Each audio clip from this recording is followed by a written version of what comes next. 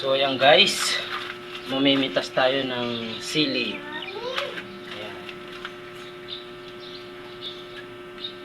Ay, nilalaroan niyo. Ayan guys, mga siling pula.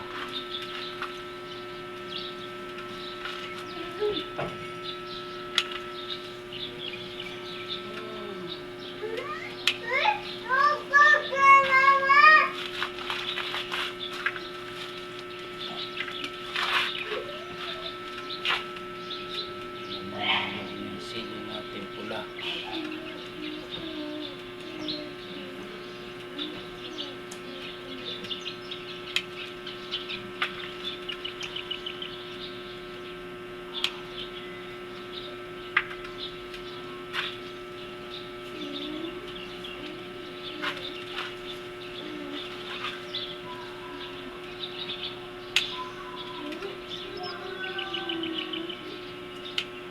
Yung sinasabi, pag may pag may tinanim, may aanihin.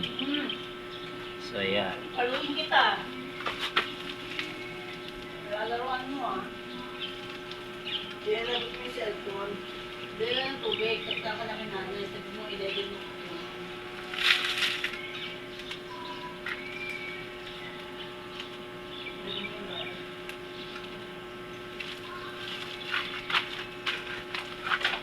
Sabi ko lang to.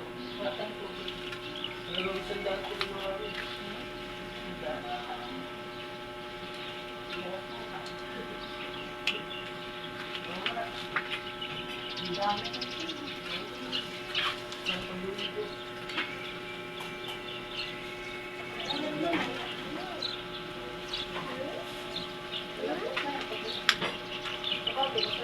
Tumumba to guys nung malakas ng hangin dito.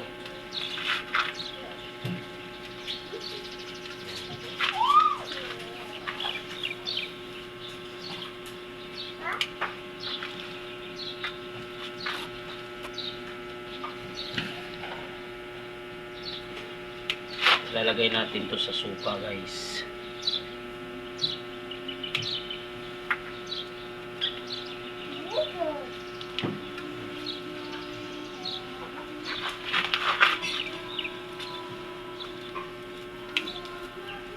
Sabi mama. Sabi mama.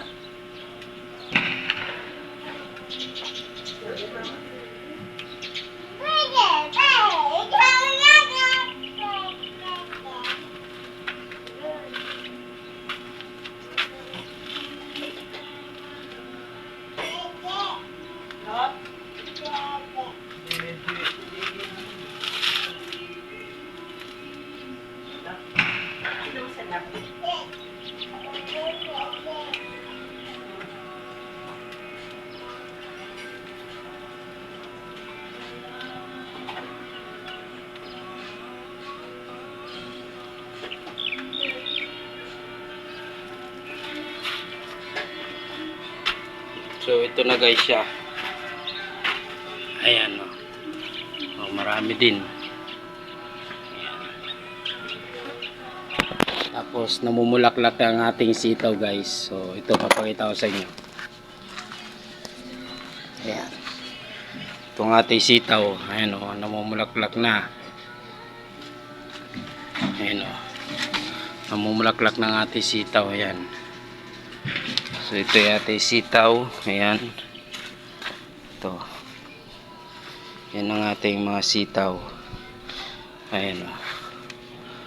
Ayan, namumulaklak ng ating sitaw. So ito guys, pakwan yan. So ito, may pakwan tayo dito. Ayan o.